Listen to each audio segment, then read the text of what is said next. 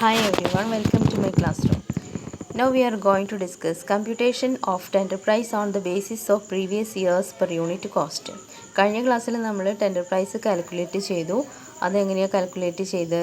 അതായത് ഫസ്റ്റ് നമ്മൾ എന്ത് ചെയ്തു, പ്രീവിയസ് ഇയറിലെ ഇൻഫർമേഷൻ വെച്ച് കോസ്റ്റ് ഷീറ്റ് പ്രിപ്പയർ ചെയ്തു. അതിനുശേഷം ഓവർ ഹെഡിൻ്റെ പെർസെൻറ്റേജസ് ഫൈൻഡ് ഔട്ട് ചെയ്തു. ദെൻ നമ്മൾ വീണ്ടും ടെൻഡർ പ്രൈസ് കാൽക്കുലേറ്റ് ചെയ്യാനായിട്ട് ടെൻഡർ പ്രൈസ് സ്റ്റേറ്റ്മെൻറ്റ് പ്രിപ്പയർ ചെയ്തു. ഓക്കെ, ഈ ഒരു രണ്ടാമത്തെ കേസ് എന്ന് പറയുന്നത് computation of tender price, that means on the basis of previous years cost per unit ആണ്. അതായത് യൂണിറ്റ് കോസ്റ്റ് നമുക്ക് ഇൻഫർമേഷനിൽ അവൈലബിൾ ആയിരിക്കും. അത് വെച്ചാണ് നമ്മൾ എന്ത് ചെയ്യാൻ പോകുന്നത്, ടെൻഡർ പ്രൈസ് ഫിക്സ് ചെയ്യാനായിട്ട് പോകുന്നത്. അപ്പോൾ ആ ഒരു കേസിൽ it is used when data relating to previous periods cost, units produced and quantity of tender are given. ഇവിടെ നമുക്ക് പ്രീവിയസ് ഇയറിലെ കോസ്റ്റ് തരും, യൂണിറ്റ് എത്രയാണ് പ്രൊഡ്യൂസ് ചെയ്യുന്നതെന്ന് തരും, അതുപോലെ ടെൻഡർ ക്വാണ്ടിറ്റി എത്രയാണെന്നുള്ളതും തരും. ഈ ഇൻഫർമേഷൻ വെച്ചാണ് നമ്മൾ എന്ത് ചെയ്യാൻ പോകുന്നത്, ടെൻഡർ പ്രൈസ് കാൽക്കുലേറ്റ് ചെയ്യാനായിട്ട് പോകുന്നത്. In this case, cost per unit of different component is determined by preparing cost sheet of previous period. ഇവിടെ നമ്മൾ പ്രീവിയസ് പീരീഡിലെ കോസ്റ്റ് ഷീറ്റ് പ്രിപ്പയർ ചെയ്യേണ്ടതായിട്ട് വരും. പെർ യൂണിറ്റ് കോസ്റ്റ് ഓരോ മെറ്റീരിയൽ, ലേബർ, ഓവർ ഹെഡ് ഓരോന്നിൻ്റെയും per unit cost find out ചെയ്യാനായിട്ട് നമ്മൾ cost sheet prepare ചെയ്യും. Then quantity of tender is multiplied by cost per unit of each cost component and probable total cost is obtained. ഇവിടെ നമ്മൾ cost sheet prepare ചെയ്യുമ്പോൾ ഓരോന്നിൻ്റെയും unit cost നമുക്ക് available ആയിരിക്കും. ആ ഓരോ എലമെൻറ്റിൻ്റെ കോസ്റ്റ് യൂണിറ്റ് നമ്മൾ ക്വാണ്ടിറ്റി ആയിട്ട് മൾട്ടിപ്ലൈ ചെയ്യുമ്പോൾ നമുക്ക് ഓരോ എലമെൻറ്റ് ഓഫ് കോസ്റ്റ് കിട്ടും. That is material cost, labour cost, over head, അങ്ങനെ ഓരോന്നും നമുക്ക് കിട്ടും. ഓക്കെ, അപ്പോൾ ക്വാണ്ടിറ്റി നമുക്ക് അവൈലബിൾ ആണ് ക്വസ്റ്റ്യനിൽ. Per unit cost sheet prepare ചെയ്തിട്ട് ഫൈൻഡ് ഔട്ട് ചെയ്യുകയും ചെയ്യും. Then required profit is added to get tender price. ഇനി നമ്മൾ എന്ത് ചെയ്യും, എത്ര പ്രോഫിറ്റാണോ നമുക്ക് ആവശ്യം അത് ടെൻഡർ പ്രൈസിൻ്റെ കൂടെ ആഡ് ചെയ്യുകയും ചെയ്യും. Then the following are the 3 situations in which the tender price is calculated. നമ്മൾ ഈ ഒരു സിറ്റുവേഷനിൽ ടെൻഡർ പ്രൈസ് കാൽക്കുലേറ്റ് ചെയ്യുന്നത് എങ്ങനെയൊക്കെയാണ് നോക്കാം. ഇവിടെ 3 സിറ്റുവേഷൻ ഡിസ്ക്രൈബ് ചെയ്യുന്നുണ്ട്. അതിൽ ഫസ്റ്റ് സിറ്റുവേഷൻ നമുക്ക് നോക്കാം. When there is no change in cost components and percentages of profit. ഇവിടെ എന്താ പറയുന്നത്, കോസ്റ്റ് കോമ്പണൻസിൽ മാറ്റമൊന്നുമില്ല, പെർസെൻറ്റേജ് ഓഫ് പ്രോഫിറ്റിന്. അതായത് when there is no change in cost components and percentage of profit. പ്രോഫിറ്റിൻ്റെ പെർസെൻറ്റേജിലും അതുപോലെ കോസ്റ്റ് കോമ്പണൻസിലും ചേഞ്ചസ് ഒന്നുമില്ല. അങ്ങനെയുള്ള സിറ്റുവേഷനിൽ എങ്ങനെയാണ് ടെൻഡർ പ്രൈസ് കാൽക്കുലേറ്റ് ചെയ്യാൻ നോക്കാം. In this case, probable total cost of tender is calculated by multiplying previous period's cost of each unit with the quantity of tender. ഇവിടെ നമ്മൾ നേരത്തെ പറയേണ്ടായി, കോസ്റ്റ് യൂണിറ്റിൽ കോസ്റ്റ് ഷീറ്റ് ഉപയോഗിച്ചിട്ട് നമുക്ക് ഓരോ എലമെൻറ്റിൻ്റെയും കോസ്റ്റ് പെർ യൂണിറ്റ് അറിയാൻ പറ്റും. അതും ടെൻഡർ ക്വാണ്ടിറ്റി ആയിട്ട് മൾട്ടിപ്ലൈ ചെയ്യുമ്പോൾ നമുക്ക് കോസ്റ്റ് കിട്ടും. Okay, the percentage of profit of previous period is added with cost of tender. Previous പീരീഡിൽ എന്താ പറയുക, പെർസെൻറ്റേജ് പ്രോഫിറ്റ് വെച്ച് നമ്മൾ എന്ത് ചെയ്യും, കോസ്റ്റിൻ്റെ കൂടെ പെർസെൻറ്റേജ് പ്രോഫിറ്റ് ആഡ് ചെയ്യുകയും ചെയ്യും. നമുക്ക് വാല്യൂ ഓഫ് ടെൻഡർ അവൈലബിൾ ആവുകയും ചെയ്യും, കിട്ടുകയും ചെയ്യും. ഓക്കെ, അപ്പോൾ എക്സാമ്പിൾ നോക്കാം. The following figures related to manufacture of electric fans for the period of 3 months. 3 മാസത്തെ ഇൻഫർമേഷൻസ് ആണ് തന്നിട്ടുള്ളത്. ഇലക്ട്രിക് ഫാൻസ് മാനുഫാക്ചർ ചെയ്യുന്ന ഒരു കമ്പനിയുടെ ഇൻഫർമേഷൻസ് ആണ്, 3 മാസത്തെ ഇൻഫർമേഷൻസ്. അതിൽ ഫസ്റ്റ് കംപ്ലീറ്റഡ് സ്റ്റോക്ക് എന്ന് പറഞ്ഞാൽ എന്താണ്, ഫിനിഷ്ഡ് സ്റ്റോക്ക് അല്ലേ. ഫിനിഷ്ഡ് സ്റ്റോക്ക് 1/10/16 എന്ന് പറഞ്ഞാൽ എന്താണ്, സെപ്റ്റംബർ 1 അവിടെ completed stock, finished stock opening ഡേറ്റിന് ഇല്ല, നിൽ എന്നാണ് തന്നിട്ടുള്ളത്. അപ്പോൾ അത് വേണ്ട. ക്ലോസിംഗ് സ്റ്റോക്ക്, കംപ്ലീറ്റഡ് സ്റ്റോക്ക് പറഞ്ഞാൽ ഫിനിഷ്ഡ് സ്റ്റോക്ക്, ക്ലോസിംഗ് സ്റ്റോക്ക് 31 ഡിസംബറിലാണെങ്കിൽ 20,215 തന്നിട്ടുണ്ട്.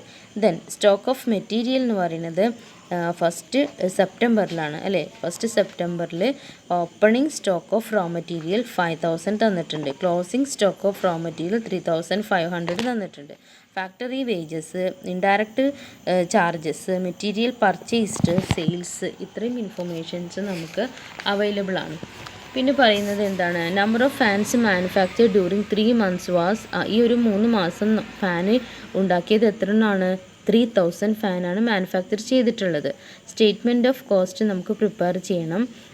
ഇതിനകത്ത് ശ്രദ്ധിക്കേണ്ടത് എന്താണെന്ന് വെച്ചാൽ the price to be quoted for 750 fan to realise the same percentage of profit as was realised during 3 months എൻഡിങ്, അതായത് 31st ഡിസംബർ എൻഡിൽ നമ്മൾ എന്ത് കോസ്റ്റ് ഷീറ്റ് കാൽക്കുലേറ്റ് ചെയ്യും.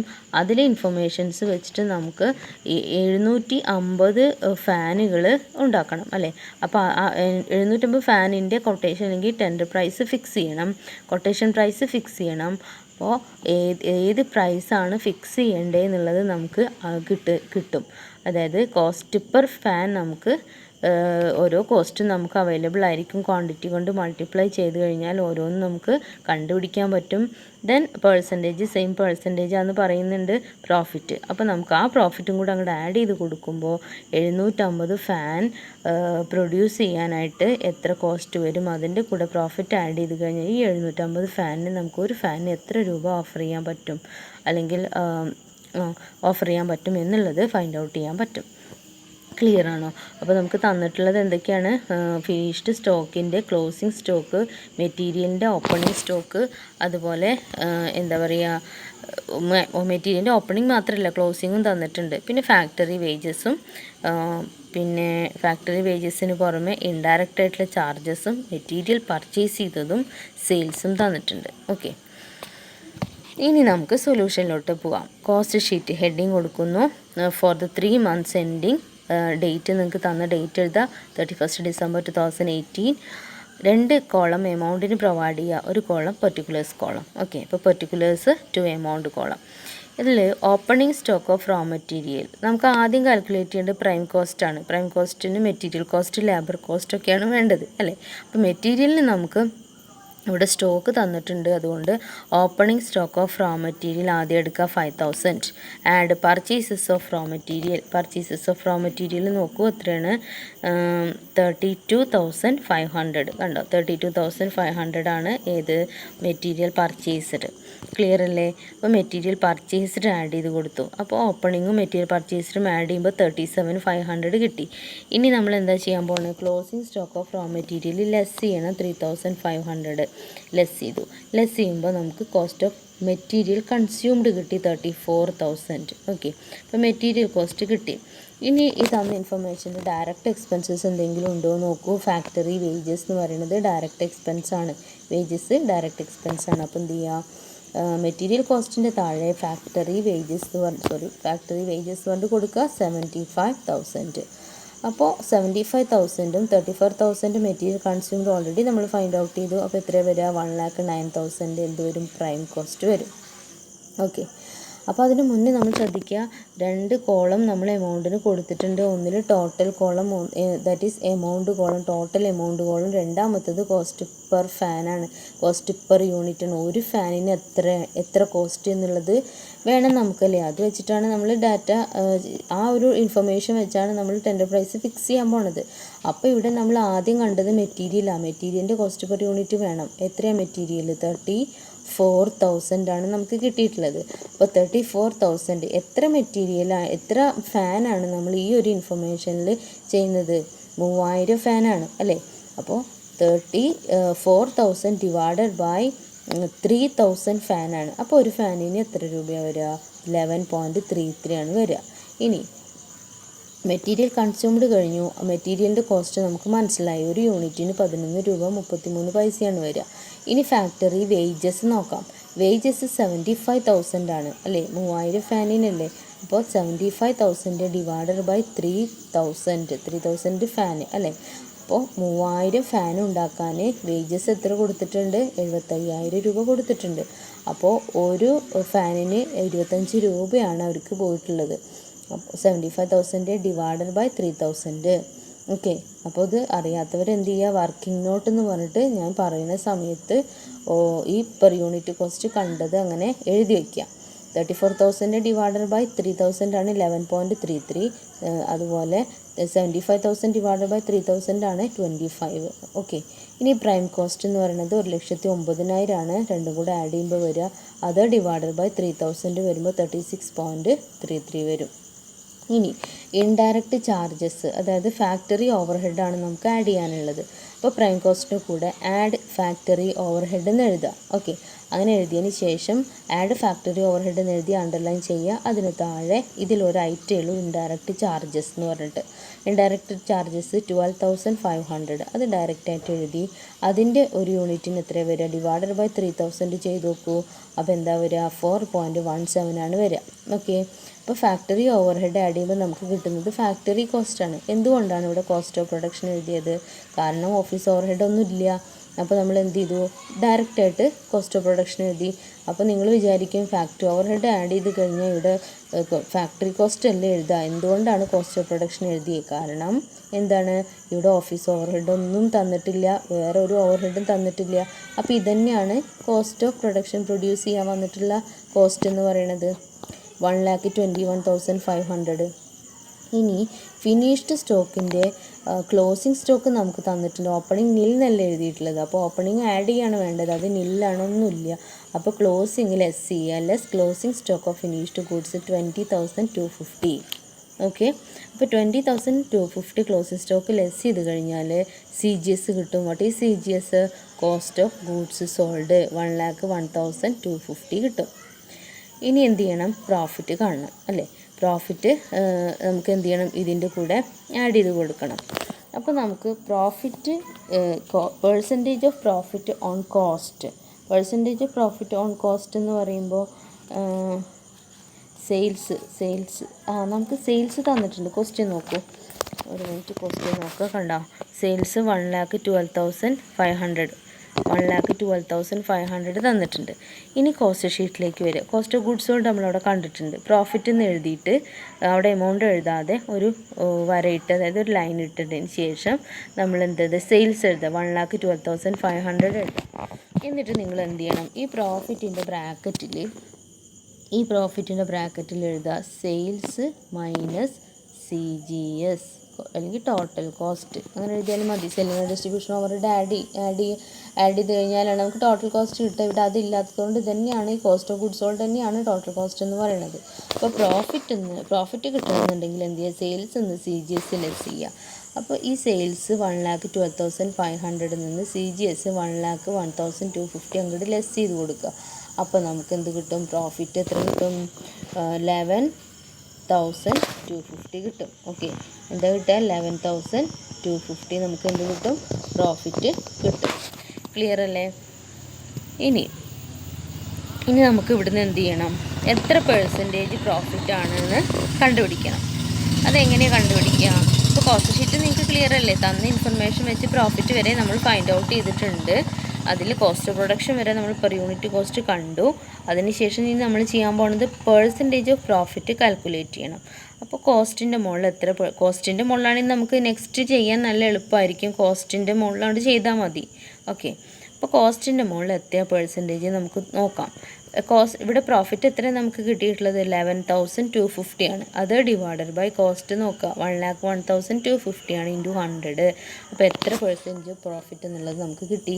കണ്ടോ, കോസ്റ്റിൻ്റെ മുകളിൽ 11.11 അതായത് 11.11% ആണ് എന്ത് കിട്ടിയിട്ടുള്ളത്, പ്രോഫിറ്റ് കിട്ടിയിട്ടുള്ളത്. അതെങ്ങനെ കാൽക്കുലേറ്റ് ചെയ്ത് കോസ്റ്റ് ഷീറ്റൊക്കെ പ്രിപ്പയർ ചെയ്തതിന് ശേഷം താഴെ എഴുതുക percentage of profit on cost. കോസ്റ്റിൻ്റെ മുകളിൽ എത്ര പെർസെൻറ്റേജ് പ്രോഫിറ്റാണ് നമ്മൾ കാൽക്കുലേറ്റ് ചെയ്യാൻ പോവാണ്. Profit divided by cost into 100. Profit divided by cost into 100. Clear അല്ലേ? അപ്പോൾ profit 11,250 divided by cost 1,01,250 into 100 that is equal to 1/9 എന്ന് വെച്ചാൽ 1/9 ആണ് ആൻസർ വരിക. That is 11.11%. ഇപ്പോൾ ക്ലിയർ ആയോ? ഇനി സൊല്യൂഷൻ കംപ്ലീറ്റ് ആയോ? ഇല്ല, നമ്മൾ ടെൻഡർ പ്രൈസ് ഒന്നും ഫിക്സ് ചെയ്തിട്ടില്ലല്ലോ. അപ്പോൾ അതാണ് നെക്സ്റ്റ് ചെയ്യാൻ പോണത്. Statement of tender four 750 fans. 750 ഫാനിൻ്റെ ടെൻഡർ പ്രൈസ് ഫിക്സ് ചെയ്യാൻ പോണു. ഫസ്റ്റ് എടുക്കാം മെറ്റീരിയൽ കൺസ്യൂംഡ് നമുക്കൊരു യൂണിറ്റിന് എത്ര കിട്ടിയിട്ടുള്ളത് നോക്കിയേ, 11.33. ലേബർ കോസ്റ്റ് നോക്കൂ 25. പ്രൈം കോസ്റ്റ് കണ്ടോ, ഇനി ഇൻഡയറക്റ്റ് ചാർജസ് കണ്ടോ. ഓക്കെ, അപ്പോൾ ഇനി ഇങ്ങോട്ട് വരിക. മെറ്റീരിയൽ നമുക്ക് കണ്ടു, നമ്മൾ എത്ര ഫൈൻഡ് ഔട്ട് ചെയ്തിട്ടുള്ള 11.33 ഇൻറ്റു 750 ഫാൻ. അപ്പോൾ നമുക്ക് അതിൻ്റെ ടോട്ടൽ വാല്യൂ കിട്ടും, ടോട്ടൽ കോസ്റ്റ് കിട്ടും. 750 ഫാന് ഉണ്ടാക്കാൻ മെറ്റീരിയൽ കോസ്റ്റ് വന്നത് ഒരു ഫാനിന് 11.33 ആണെങ്കിൽ ടോട്ടൽ എന്ന് പറയുന്നത് ഈ കോസ്റ്റ് ഇൻറ്റു 750 ഫാൻസ്. ക്ലിയർ അല്ലേ? ഇനി അതുപോലെ വേജസ് നോക്കുക. 25 ആണ് ഒരു ഫാനിന് വന്നിട്ടുള്ളത്. അപ്പോൾ 750 ഫാൻസ് ഉണ്ട്. 750 ഇൻറ്റു 25 ഇസ് ഈക്വൽ ടു 18.750. രണ്ടും കൂടെ ആഡ് ചെയ്യുക, പ്രൈം കോസ്റ്റ് കിട്ടി. ഓക്കെ, ഇത് രണ്ടും കൂടെ ആഡ് ചെയ്ത് കഴിഞ്ഞാൽ നമുക്ക് പ്രൈം കോസ്റ്റ് കിട്ടി. ഈ കോളം അങ്ങോട്ടും ഇങ്ങോട്ടും മാറിക്കഴിഞ്ഞാലും കുഴപ്പമൊന്നുമില്ല. പക്ഷേ ഇവിടെ നമുക്ക് കോസ്റ്റ് പെർ ഫാനാണ് അറിയുക. അതുകൊണ്ടാണ് ഇത് ആദ്യത്തെ കോളത്തിൽ കൊടുത്ത്. എന്തുകൊണ്ടാണ് നേരത്തെ ഈ കോളം അങ്ങോട്ടും ഇങ്ങോട്ടും മാറിയെന്നുള്ള കൺഫ്യൂഷൻ വേണ്ട. കാരണം ഇവിടെ നമുക്ക് അറിയാവുന്ന ഇൻഫർമേഷൻ കോസ്റ്റ് പെർ ഫാനാണ്. അപ്പോൾ ഇത് വെച്ചിട്ടാണ് നമ്മൾ ഇതൊക്കെ ഫൈൻഡ് ഔട്ട് ചെയ്യുന്നത്. അതുകൊണ്ടാണ് ഈ ഇൻഫർമേഷൻ നമ്മൾ ആദ്യം കൊടുത്തത്. ഓക്കെ, ഇനി പ്രൈം കോസ്റ്റ് കിട്ടിയ അടുത്തത് ഇൻഡയറക്റ്റ് ചാർജ് 4 രൂപ 17 പൈസയാണ് അല്ലേ? 17 പൈസ, 4 രൂപ 17 പൈസയാണ്. ഇൻറ്റു 750 എന്ന് പറയുമ്പോൾ 3125 രൂപ കിട്ടും. കോസ്റ്റ് ഓഫ് പ്രൊഡക്ഷൻ നമ്മൾ ആഡ് ചെയ്യുന്നു. ഓക്കെ, ആഡ് ചെയ്യുമ്പോൾ 40 രൂപ 50 പൈസ കിട്ടും. ഇവിടെ 30,375 കിട്ടും. ഇനി ആഡ് പ്രോഫിറ്റ് ആഡ് ചെയ്യണം. പ്രോഫിറ്റ് ആഡ് ചെയ്യുമ്പോൾ എത്ര പ്രോഫിറ്റ്? 1/9 ആണ്. അതെങ്കിൽ 11.11% ആണ്. അപ്പോൾ 11% പ്രോഫിറ്റിൻ്റെ മുകളിൽ, കോസ്റ്റിൻ്റെ മുകളിൽ പ്രോഫിറ്റാണ്. അപ്പോൾ കോസ്റ്റ് എന്ന് പറയുന്നത് 3,375 ആണ്. അത് ഇൻറ്റു 30,375 ആണ് അല്ലേ? കോസ്റ്റ് ഓഫ് പ്രൊഡക്ഷൻ എത്രയാണ്? 30,375 ഇൻറ്റു 11.11%. അപ്പോൾ എത്രയാണ് വരിക? 3,375. ഓക്കെ, കോസ്റ്റിൻ്റെ കൂടെ പ്രോഫിറ്റ് ആഡ് ചെയ്യുമ്പോൾ നമുക്ക് സെല്ലിംഗ് പ്രൈസ് കിട്ടും 33,750. അപ്പോൾ പ്രോഫിറ്റ് എന്ന് പറയുന്നത് 40 രൂപ 50 പൈസയുടെ കോസ്റ്റിൻ്റെ 1/9 അതല്ലെങ്കിൽ 11.11% കാണുമ്പോൾ 4.5 രൂപയാണ് കിട്ടുക. 4.50 ആണ് കിട്ടുക. അപ്പോൾ 4.50 ഇൻറ്റു 750 ഫാൻ. ഓക്കെ, 750 ഫാൻ ആകുമ്പോഴാണ് 3,375 രൂപ കിട്ടുന്നത്. ഈ കോസ്റ്റും അതുപോലെ പ്രോഫിറ്റും കൂടെ ആഡ് ചെയ്യുമ്പോഴാണ് സെല്ലിംഗ് പ്രൈസ് 45 കിട്ടുന്നത്. ക്ലിയർ ആണോ? കോസ്റ്റ് ഓഫ് പ്രൊഡക്ഷൻ എത്രയാണ്? 40 രൂപ 50 പൈസയാണ്. പ്രോഫിറ്റ് എന്ന് പറയുന്നത് 4 രൂപ 50 പൈസയാണ്. അപ്പോൾ രണ്ടും കൂടെ ആഡ് ചെയ്യുമ്പോൾ 45 രൂപയാണ് കിട്ടുന്നത്. പ്രോഫിറ്റ് എങ്ങനെയാണ് കിട്ടിയെന്ന് മനസ്സിലായോ? 4 രൂപ 50 പൈസ എങ്ങനെയാണ് കിട്ടിയത്? സെല്ലിംഗ് പ്രൈസിൻ്റെ 110% അതല്ലെങ്കിൽ കോസ്റ്റിൻ്റെ 11.11% ആണ്. കോസ്റ്റ് എന്ന് പറയുന്നത് 40 രൂപ 50 പൈസയാണ്. അതിൻ്റെ 1/9 ആണ്. 1/9 എന്ന് പറഞ്ഞാൽ 11.11%. ഇന്നത് നമ്മൾ നേരത്തെ കണ്ടില്ലേ 11.11%. അതങ്ങോട്ട് അപ്ലൈ ചെയ്യുമ്പോൾ നമുക്ക് 4.5 രൂപ പ്രോഫിറ്റ് കിട്ടും. ഇനി കോസ്റ്റും പ്രോഫിറ്റും കൂടെ ആഡ് ചെയ്യുന്ന സമയത്ത് സെല്ലിംഗ് പ്രൈസും കിട്ടും.